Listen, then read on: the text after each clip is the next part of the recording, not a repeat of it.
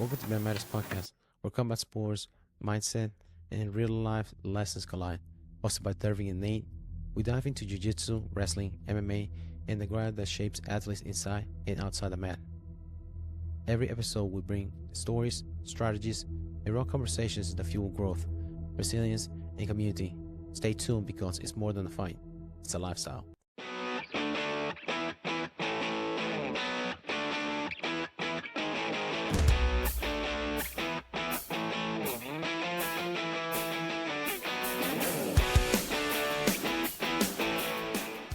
What's up, everyone? Welcome back to another episode of Man Matters Podcast, where you're home for deep dives into jiu-jitsu, wrestling, MMA, and everything in between. I'm Derving. I'm here with Nate, and today we are unpacking a week full of shakeups in combat sports. Charles Oliveira's fight with Rafael Fasif canceled. Matthews Gamera is stepping in on short notice over the grappling world. Benson Henderson just got caught by Arman Saryukin. I can never get his name right. Plus, we update on some wrestling world championships and UFC news and other big jiu-jitsu stories you need to know. How's it going, man? It's going pretty good. So, UFC Rio, October 11th, not that far, probably a couple of weeks, looking to 2 weeks or so. hmm And Gamera stepping against a dangerous Charles Oliveira. What do you think about that? It'd be pretty interesting to see. I mean, I feel like stepping into a match like that, Oliveira's been at the top for a while. So you kind of wonder if you're walking up the ladder, if you just kind of expect to meet him at some point. So you kind of train with him in mind, I would think. So it may make it easier for him to step up. I think that's part of the reason, being at the top is hard because you don't know who's coming. But when you're going to the top, then you know you're going to potentially fight at least. But I think that'll be interesting. Is this the first fight Oliveira has since he lost against El Matador, where he got knocked out by? Is it? I thought he had another one in between. Let's see. No, he had a fight against Ilya Topuria. Yeah, that's what I was talking about. Oh, okay. Yeah. Is that his last fight? He got knocked out by Ilya Topuria. Wow. I mean, to make it interesting, see how he does. Asking of a loss like that because he was a flash knockout too. He wasn't like getting knocked out and then followed by ground and pound. He just flash knockout. Yeah. That's really, really hard to come back from. Yeah. How long ago was that he fought against Topuria? June 20. 3 months ago? It says that probably the 4th of July, the weekend before. Yeah, it would have been. Would you say 3 months is long enough to recover from a knockout like that? It's so hard to say. I don't really know. I don't know what it is about that really tends to mess with people. I don't know if it's like a confidence rock or like your brain is recovering for that long, or if it's a mixture of both. I'm not sure. What do you think about that? Yeah, I wonder because he has a long career. He has been rocked before. I think Gaethje dropped him before. He was able to come back and beat him. Same thing with Chandler. He got rocked. He was able to fight back. He's known to getting caught, but he's able to come back. But I don't know. The brain is such tricky thing that sometimes it's like the analogy of having like a punch card. You only have so many holes you can put in a punch card in your brain, and sometimes it doesn't recover. It depends your training too, genetics too. That are things that take consideration. Lifestyle. Somebody that is a freaking cowboy and not getting good sleep, drinking all the time, not really have brain injury, and he's going full clip during practice. He's going balls to the wall, getting rocked during practice. He's not going to do well for recovering compared to somebody that I think Holloway took a long time at one point, but he lost against Alexander Volkanovski or I can't remember who else. Another one that took a long time after getting knocked out too. I think Gaethje also took a long time at one point. When he lost against Holloway, I think. Later in your career, you don't recover as much too. But Holloway brought that up that it depends on genetics because Dustin Poirier had been knocked out before. And he's like, it just depends on the athlete and how they're able to recover. Because not everybody's the same. You know, Right. their fighting style too. If you are somebody that's hard to hit, regardless, and you just happen to get hit, you get knocked out, yes. If you're somebody that goes into the fire and gets rocked, like for example, Chuck Liddell back in the day, he was known for being able to take shots and rock you. He would trade 1-for-1 and he'd be able to hit harder. But at one point, his chin went out and he never came back. He was getting caught and put to sleep. So it depends. In 3 months, it is a fast turnaround for somebody that got a flash knockout Yeah, I agree. for recovery. Yeah, especially late in the career, it definitely does seem like the younger guys can recover from that a lot faster. At 35, that'll be difficult. And fighting at home, Rio. So is you're more likely one of the coaches to win for your fans at home. They give a good show, and I don't know how he will do. Well, Gamera is 4-1. They another guy that they offered this match because Fasif, the reason he withdrew was because he had a recurring knee injury. But another guy that they offered a replacement for Fasif was Benoit Saint-Denis, the French. He kind of entertained the idea that he would be stepping to fight Oliveira, but his coach and his management decided like, no, it's not a good idea. Fighting Oliveira in short notice is not a good idea. They rather like prepare for it, especially at home. It's no, they think it was a good idea because Benoit Saint-Denis, he is like a equivalent of Green Beret in France, like in the military. He's like Okay. a special forces, and also he just happened to fight as well, and he likes to go for the finish all the time. So make for an entertaining fight because Oliveira has the record for most bonus in the UFC in his career. Does it really? Yeah, and submissions as Hmm. well Okay. because he had a long career too. So probably that's why. Hmm. So he has somebody that is known to have a record of going for him, and also having a newer guy that also likes to go for finish makes for a pretty fun matchup. We'll just see how. I can't remember who Game Rod fought last time. If he was in the Azerbaijan card, Ludovic Klein? May 3rd. I'm really familiar with Ludovic. and then, he lost against Dan Hooker, beat Rafael Desanya, beat Rafael Faziev, and beat Jalen Turner, the spotter. He got fight of the night against Dan Hooker. It was a split decision, so it's not like a decisive loss. It's split decision against the Hangman Hooker. So Yeah, he's not been fighting slouches. no, he has been earning his keep in organization. Yep. A loss against Benil Dariush at unanimous decision. He beat Arman Sayukin Okay. on the way up back in 2022 with Fight of the Night. Yeah, also he beat Jeremy Stevens in the Kimura first round. Oh, Wow. He lost back in 2019 in the rear naked show. I think the last time he got finished against this guy known as the Lion Killer, Gary Tonin. huh. That's the last time he got beat decisively. But it's also ADCC though. Day one. Yeah. But other like as far as MMA, split decision, and decision. 2 split decision, 1 unanimous. It's pretty good. But I mean, you have also Oliveira as an upper echelon of the division. Questionably. Very well rounded. What do you think about that dyeing their hair? The tradition that Oliveira has with his team. What do I think of it? Yeah, I like mean, every match they like dye their hair. it probably promotes camaraderie pretty well, I would Yeah, imagine. I don't know. I'm not a huge fan of I wouldn't want my hair that color, but hey. because they help him like cut weight and stuff like that. Mhm. Maybe he's cutting weight, they're like hovering over him and stuff, things Yeah. like that. They all dye the same hair. I mean, that is pretty cool. There's that kind of support, I'm sure that helps mentally going in, knowing you have that kind of support around you. Yeah, especially in a foreign land too. Right. Because Yeah. most of the time he fights is abroad. Right. Well, I remember I've dyed my hair before. Like in wrestling, it's a tradition whenever you go like for stage like tournaments, things like that. Some of the guys they dye their hair going for gold. Mhm. So I've done it before, but I did it my freshman year in college. Everybody's like, okay, let's go there hair then. Go there with a bleach Okay. hair, looking like a Duracell battery, brown and gold.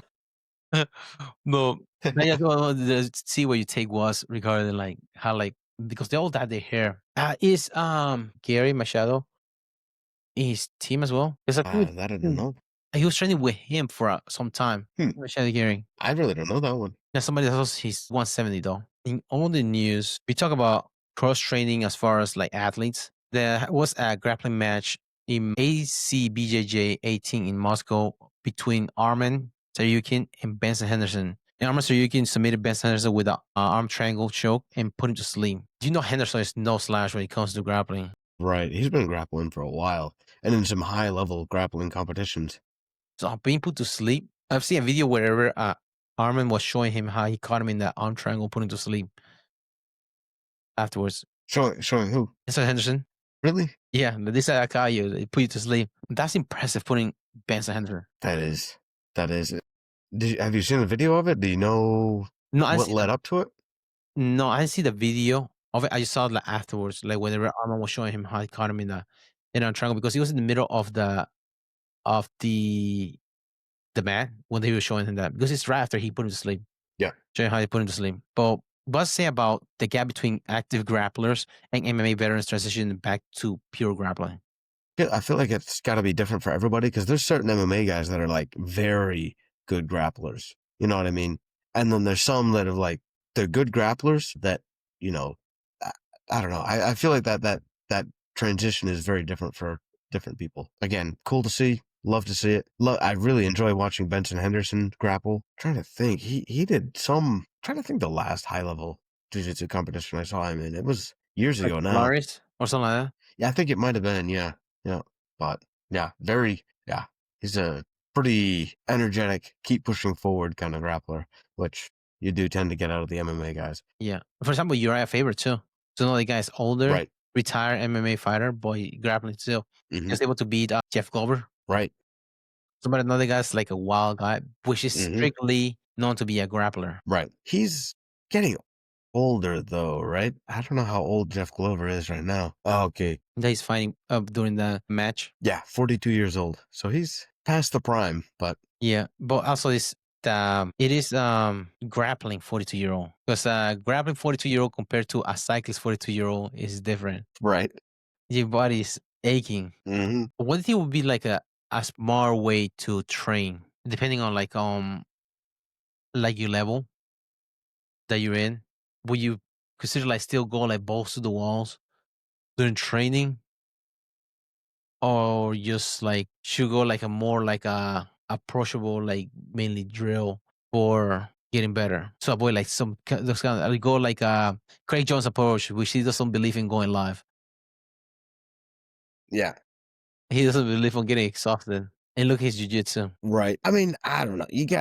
I don't know if I fully buy that because I mean, being full pro, he could train all the time. So yeah, maybe he doesn't get tired, but I still feel like his cardio is better than most average, Yeah, you know, considering all the other hobbyists. extracurriculars stuff that he does. Exactly. Yeah. What do I think is the better way to train? Yeah, for longevity as a not as a pro, but as somebody that's just want to be interested just in the sport itself. Hmm. I mean, I don't know. I feel like it kind of depends on the stage of life because it's fun to do some of the, go really hard and, have some live rolls. You can't do that all the time for longevity's sake. I don't know. The way I usually see it being is like the older grapplers in jiu-jitsu they're not going super hard. They're not going explosive. They're usually the guys with like tricks under their sleeve. They're trying to bait you. They're trying to, plan the match a little bit more, which training for that I think is, a good idea. I feel like if you're trying to compete some though, I feel like you have to do some, explosive live just so your body is used to the feeling of it. I think it would make sense. Yeah, I mean, it probably does. I'm trying to think though, as far as like longevity, if you're using that as a way of preventing yourself from going, super hard all the time, so you have a scheduled, like, okay, this is my time to just like think and plan and, strategize, and this is my time to like get after it. I guess that I could see for sure. But I don't know. I feel like a decent mix, at least as long as your body can handle it. Like, I don't know, at a certain age, your body just can't handle it. It's okay. You just learn to deal with the young guys different ways. Yeah. I mean, I feel like he can keep up with them, but at the same time, I feel like his movements are smart. You know what I mean? It's not like he's going super aggressive with muscle. I don't picture that being him. You know what I mean? I feel like he's just enough steps ahead that, yeah, he might be moving quickly, but he's not probably working that hard most of the time. Right. Hmm. Yeah. Really? Yeah, it says it is. Training during different sessions in approach for youth itself. I would like to be like more proactive, so it would be like hurt yourself too much during training. What would be the best way to? I don't know if this would be better this way. I don't want to like mess it up. Sometimes like we do it like certain way. It doesn't like record sideways, stuff like that. Yeah, yeah. I think it's better like this, just straight up Yeah, and down. yeah. But what are like some? Do you have the ecological approach, which is like like some people don't like it, wrangling cats or learning how to be more like approach. What you said, like it's different seasons or just like all together, just every so often compete and train as hard during that time. Yeah, I mean, doing a season isn't a bad idea. Actually, that the coach at my gym now told me that's something I should look into doing because then you can really plan out like, okay, for this time, I'm going to eat well. I'm going to train hard. I'm going to like, you set goals for yourself, stuff that might not be attainable for you to do all the time, but Hmm. to do for at least a short season of, really strict regimen to get you into competition shape with diet, training, all of it, lifting. So yeah, I mean, I think that is a good idea. As far as longevity, though, I don't know if that helps for longevity or not. But I don't know. What are your thoughts on that? I agree on that as well because like even like different sports or different countries or programs, they have periodization for a reason. You cannot redline an engine the whole time. It will like break down. Doesn't matter what kind of engine it might be. For periodization, you will to definitely focus in on getting better on not just technique wise, but like fine tuning everything to get you better at competing in different tools that you might use during that time. I like that approach better because it helped the wrestling season. Wrestling season is a long season. It is difficult cutting weight during the most holidays. That's the only thing that I don't like about it. But as far as I like the periodization because you have focus on competing, getting better. So preseason lifting heavy, your conditioning going. And then during season, you're working on conditioning and technique and your timing, which is really important. During the off season, you can practice technique, but the timing is important how to put them together. And then give you some wiggle room and some time to recover, rest, and still be able to get better on technique during the off season because that's also important. No, yeah, that's true. Yeah. No, and actually, I'm curious what you think about. Like, I picture a lot of, and I could be totally wrong on this, but like 10th planet people and the way that they roll not being great for the long term. Maybe I'm wrong. Maybe if you stay in it and you keep your limbs like flexible, it's okay. But I feel like the older you get, the worse your tendons are and the less like flexibility you have. You know what I mean? And some of the moves that you see in jiu-jitsu are just not made for that. So it seems like also the style that you train can affect your longevity as well. Yeah.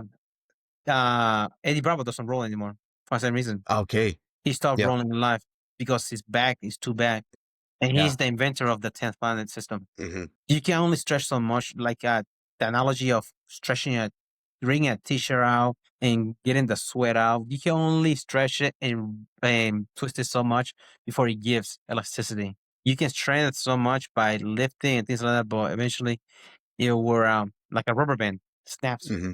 Yep. But you can still do mobilization, other exercises for full range of motion to get better at it. It is difficult to be like it's hard to gauge too because it's for that different bodies they don't apply. They use different approach as well, so it is hard to it's hard to do like what works for people, what doesn't work. Some people they have only certain time of the year they can do it. Other people they have year round they can do it, and they can periodize of the periodization period of which like 3 months in between each competition, so they can work up. Year round is it'll be difficult to keep up uh, doing that. I was wondering, how do you do it like that? When you're younger, of course, you have, after you have taken into consideration, when you're younger, earlier in your jiu-jitsu journey, you're more likely to have more matches at white belt, blue belt, but as you get like purple belt, brown belt, you less likely you have matches, unless super matches, and they're hard to come by as well. So that's another factor you have to take consideration. You can only compete at a certain time and whatever is available. Yeah. No, that definitely comes into play. Definitely is. Yeah. Huge effect. It seems like there's usually a few purple belts at competitions, but brown belts, very few. Black belts, even fewer than that. Like, yeah, it tapers off quickly. Blue belt, there's a ton. Usually they got plenty of competition. purple belts, it's dropping off. Brown and black are just like almost non-existent. Seems like. Yeah. How often do you sign up for a tournament and you get bumped up to a different bracket because there's nobody Yeah, in your like bracket? almost every time. Yeah, that's the thing. So how often do you train to for a certain way, then you're like, oh man, oh everything goes to the Yeah, window. yeah. But it's always good to keep training regardless of whether you're a competitor or not. One thing I was thinking about is about not regretting putting in the time or the work on getting better because regardless you don't get better. Like, an example that I can think of is how many times you decided to do something with somebody and the person like failed halfway through the journey and you still keep going and then you compare both of each other. Or how many times you had like somebody is training like training jujitsu and then just like they had the blue belt blues and they just fell by the wayside and look your progress from now in your journey compared to the other person. It's like there's no way that you should that there's to regret of putting the time to get better at something because you're gonna get better regardless. Yeah, that is true. Yeah, no, and yeah, stuff like that really makes it stand out. The difference. Um, yeah, if you were comparable at one point and they quit and you keep going, there's a huge difference. Yeah, the same thing applies in life too. Like how many times I well, it's a cliche of New Year's resolution, but the difference between the person that gave up in March compared to the other person that actually stuck to the plan and he like kept going in training. At the end of the year, who was going to go? One is waddling to the Thanksgiving dinner, the other one is running there or making again a run after eating dinner. There's a big difference. Yes. But that's something I was thinking about recently, like importance of no regretting hard work. Same thing for in school too. Whenever you're in school, like you have to do a classmate that just like fucking off the whole class and they just fail the class, but you're Right. getting better. Yeah. No, it's true. It's like anything that you're expanding your domain in that area. Yeah, really. I mean, it seems like with pretty much everything, if you work at something really hard, even if you end up like dropping that eventually to go to some other, other area, you'll lose some, but it's never as, oh, what's a good analogy? It's like almost taking a rubber band and stretching it and then leaving to go do something else, and that rubber band never contracts as small as it was before. You stretched it beyond its limit a little bit. So like even if you do something and don't end up using it, a lot of times that knowledge can be helpful in other areas, even if it's just learning to learn. Yeah. I feel like. Yeah. And that's what the beauty about this sport is you learn skills that apply to life and also you learn like not really apply to altogether at the moment, or later on, like in a different role or a different person, actually it comes up and you're able to use those same skills or technique that you learn in there. That's important. Like, and that's also like what is makes this sport so a longevity because he just not physically, mentally as well, be able to and emotionally because some people use this as a emotional outlet for things that are going on in their life. Is that just full trifecta right there of being a human being that you can use this sport and get you better regardless. You get your ass whooped or not on the man. Right. Yeah.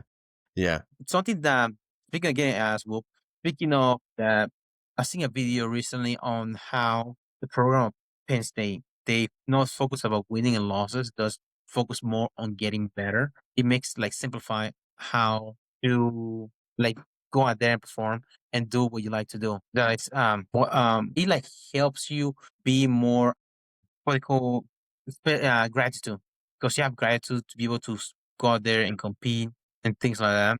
Having gratitude for competing and getting better and focusing on more on that because it is really important to take consideration on those things because not everybody has the freedom or the privilege to get better at something.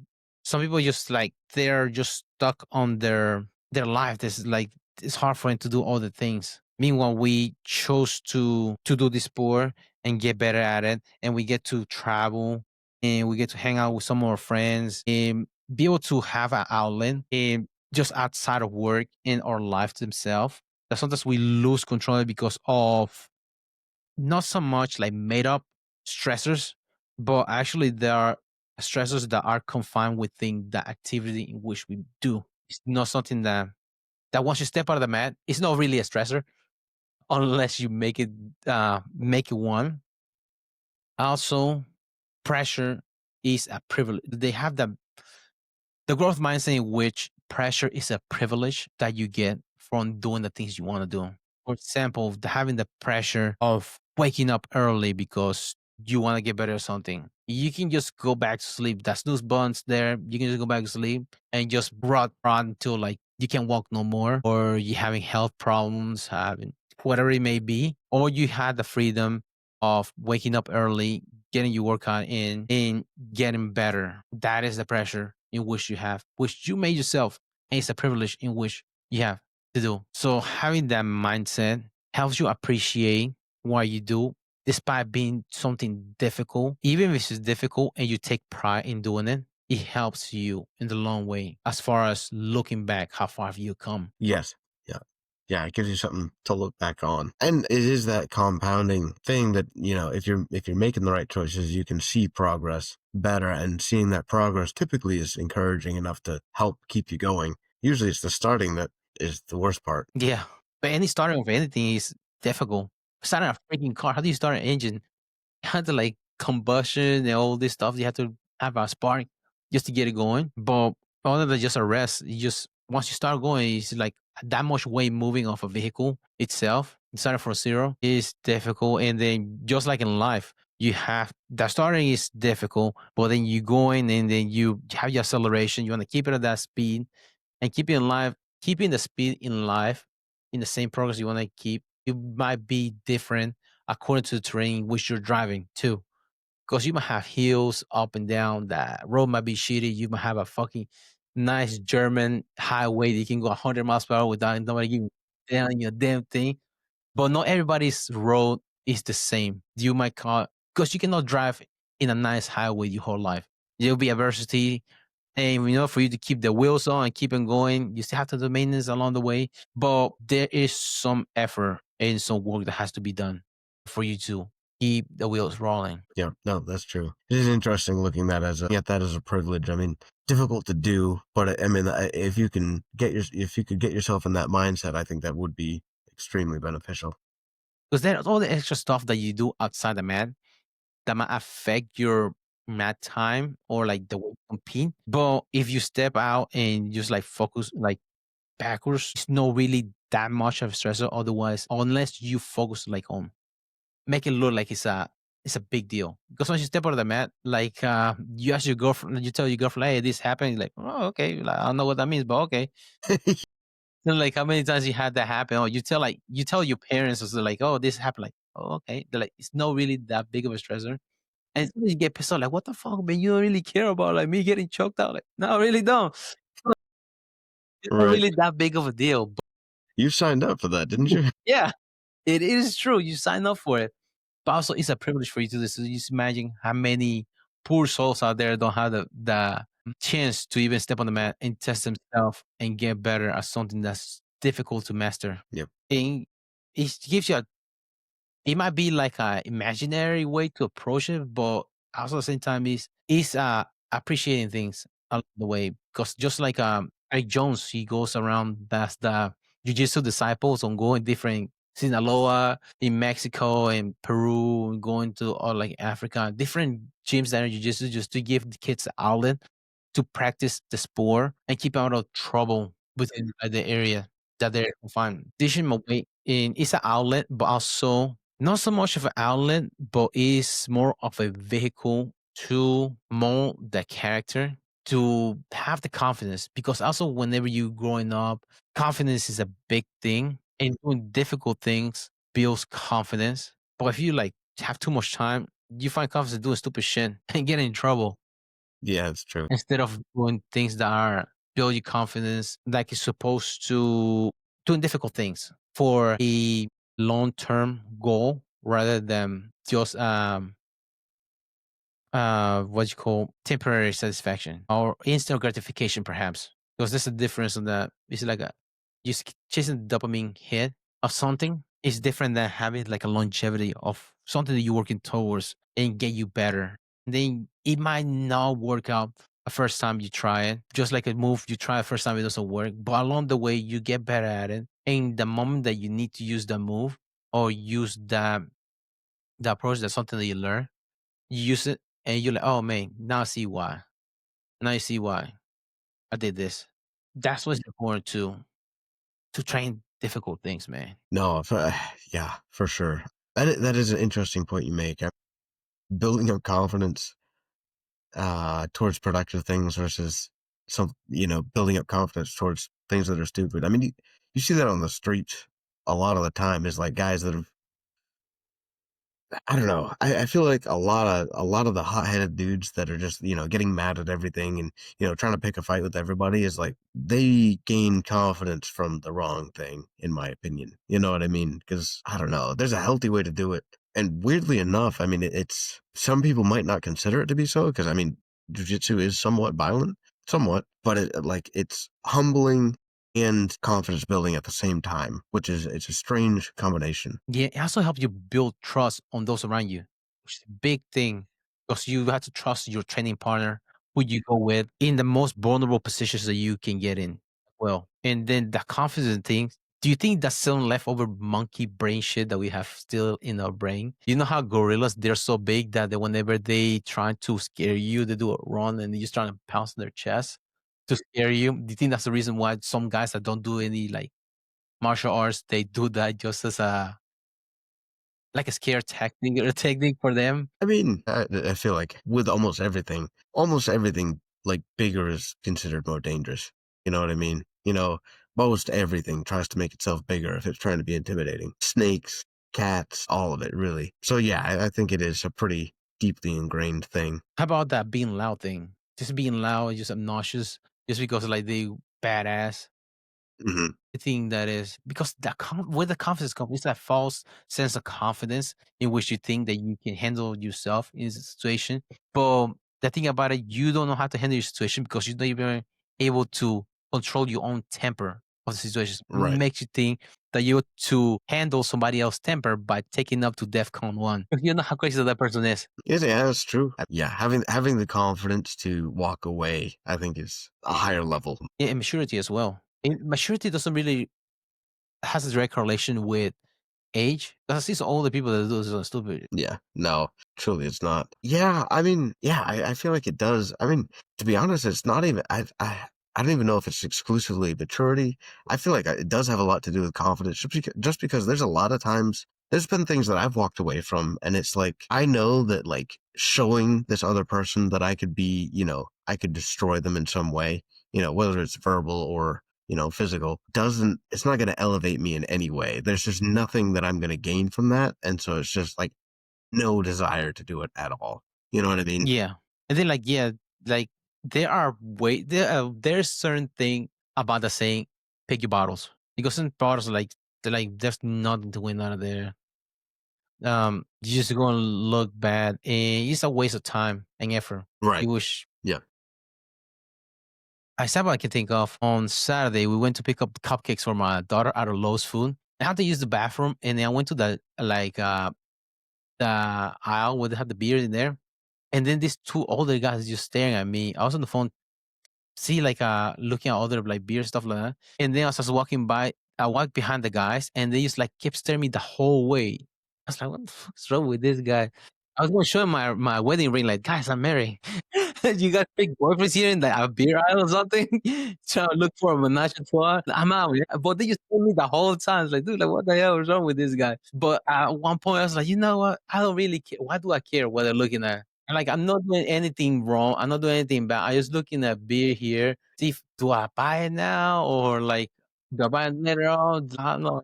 Because I usually don't buy beer like that or anything like that. So I don't know if they were. It also, there's a woman next to me with the baby in a stroller. So I don't know if they thought I was like trying to take pictures of the kid or something like that because I was texting. Okay. So like, what are they doing? But I think about it, like after I passed behind them and they just kept staring at me, like, does have to be with the baby. It has to be something. But I was like, So weird. it's like I can just get mad at them staring at me because they haven't like I'm different than them. or I can just don't care because they're miserable their own life. Miserable company. I don't really care what is going on in their head. I can just walk away and just go about my day. But it was weird. Some people I interact. So strange. Yeah, Yeah. guys, I'm married. Guys, gay. No, man. Yeah, Tone it that down. would have been funny. Oh my god. Tone it down a little bit, man. You can what you call give me hungry eyes the whole time. Put away those dick peepers, sirs.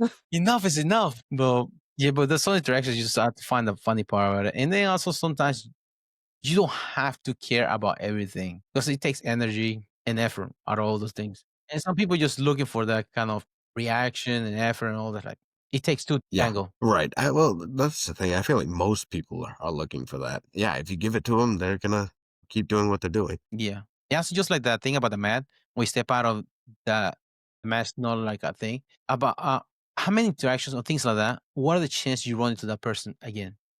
Or those people again? How long were you driving? Right. Yeah. Yeah. Unless you're in a very small town, very, very slim. Yeah. And the chances are you use a small town, you tell their relatives, like, hey man, why was your brother acting like an asshole? He won't do that again, right? Chances are he won't do that again because like, oh man, like, wait, you acting like an asshole in the store? You get called out for it anywhere you go in the small town. Yeah. Word gets around.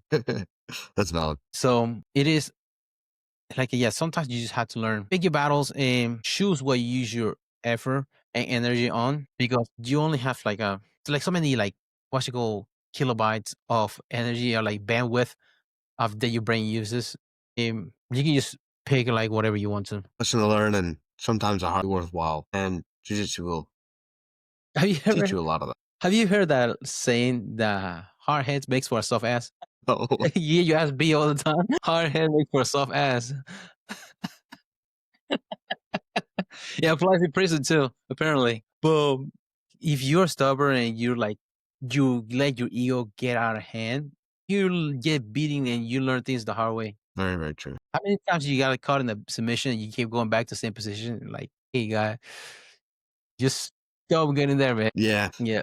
So and then last thing also, the good thing about jiu-jitsu is a control environment in which you can try to do that, getting yourself a bad position and get out of them with somebody that you trust and where you help you work out of that position. As it may be considered catch death with some positions, pretending to just kill each other or rip each other's arm, but it helps you work through those positions and escapes at the same time. Very seldom do you get to do that in other settings. Trying to, unless you're like a psycho that like to talk to yourself in the mirror and screaming arguments, Yeah.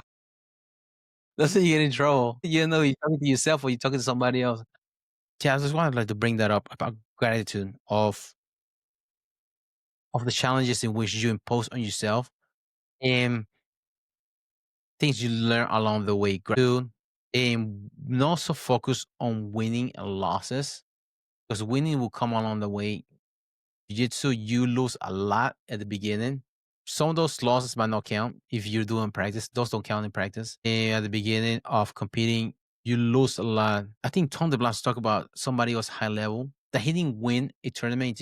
This guy was a black belt and he became a champion. But don't get so focused on target fixating on winning and losses. You work on getting better on your technique. If you did something in a tournament in which you got caught in the submission, but you're able to like get out of submission and you still lost because this is not a movie. Think you still lost in a different submission. Along the way, you're able to work out of those positions and eventually you're able to catch somebody else in that submission and just keep working at it and fall in love with the process of getting better and learning rather than winning and losses. It's just not a binary, what's it called? Binary system is winning and losses. Right. There's Right. more Yes. to it than that. There are things that you win along the way, um, that don't really tabulate to wins and losses. For sure. I mean that. Yeah. It's one of the best ways I think to prevent a burnout. Is if you're only focusing on the fact that you lose. Yeah, that sucks. But if you're comparing yourself to your past self, you're constantly building. You're constantly like that does I think generate a lot more good feelings about keep coming back. And yeah, I just think it's more sustainable. Yeah, my coach in college used to talk about making the small adjustments that make big difference. So just making a small adjustment. If you get 1% better each day, that's like 365%. That's better at the end of the year. So just making small adjustment, get better and better. And it's not as linear as that because you have peaks and valleys along the way. Some days you might not go to the gym because let's be honest, nobody goes to the gym 365 days a year, but just getting better a little bit at a time, flexibility wise, conditioning, emotionally, because that's important as well. Being frustrated on being stuck on bottom or being spazzing out a certain position, you get better controlling your breathing along the way, which you don't think is a factor because it's just air air in and out your whole life, and you never consider it being a tool for competing or in training, but just learning how to breathe as well. Just making small adjustments along the way that will make a big difference in your journey. That's important too. Yeah, man, like whenever you're little, you don't think about those kind of things. How much like big difference leaps you made along the way. You see pictures of you when you were little, like, oh man, like I was so little, but then you know so much, even in class, like you like for example in kindergarten, you learn your ABCs and things like that. And then next thing you know, you're getting a college degree, you graduated, and you just like over what 16-year period for you to get a college degree. And it is um important just stick to it and just try to get better and fall in love with it because it will it'll make him more grateful and less stress along the way too doing that. But that's something like you wanted to bring up during the podcast today because if he just get so and also like sometimes we just focus so much on winning uh $10 medals. Right. So it's like no really something that something just for bragging rights rather than actually monetarily or like unless you really want to make it like uh career out of it, that makes difference. But somewhere along the way, you have to be apprentice to become a professional or something. So if this is the apprentice part, learn along the ways where the hits are not as hard. Yes, that's true. Just like when you're little, when you fall, when you're little, learn how to walk. It's not big of a drop compared to like you go Right. older, you break a hip, and you get this is death sentence when you go older. But That's all for this week's episode on Matt Matters. Let's see. We broke down Oliveira's last minute opponent change, Gamrot stepping in, Benson Henderson's grappling loss, and a whole lot more from the world of combat sports. Yeah, make sure you're following us on Spotify, Apple Podcasts. Oh, okay. YouTube, Amazon Music, iHeartRadio, wherever you listen, really, we're probably on there. Drop a quick rating and review. Really appreciate any support. Yeah, thank you guys for listening. thanks for tuning in to the Man Matters podcast. Don't forget to subscribe and follow us on Spotify, Apple Podcasts, iHeartRadio, Amazon Music, and YouTube so you never miss an episode. Drop us a review, share with your training partners, and keep rolling on and off the mat. Until next time, keep fighting, keep learning, keep growing.